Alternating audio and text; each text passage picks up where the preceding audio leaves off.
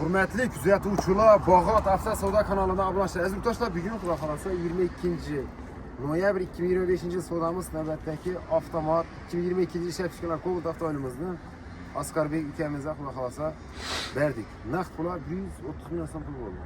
Tabriklaymiz. Hazarsiz sotildi Xudo xolasa. Davlatli bo'lsin, xayrli bo'lsin. Buyursin. Hadi sizlerin işlerinize bereket. Destekli bo'lsa. Maşallah siz. Iloyim. Yaxshi kunlarga, to'ylarga nasib etsin. Bundan ham zo'rlarni albatta o'tirish nasib etsin. Tabriklaymiz. Buyursin. Kuzatamiz satgan avtomobilimiz Cobalt avtomat bo'ladi. 2022 yil ishlab chiqqan avtomobilimizda 130 million ashtir naqd pulga qazarsa sotib Xudo xolasa. Avtomobilimiz get.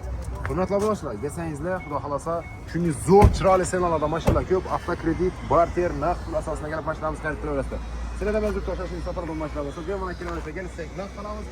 Bu bo'lsa sotib beramiz. Ikkitamiz Bog'ot avtozavodi 3-binozda bo'ladi.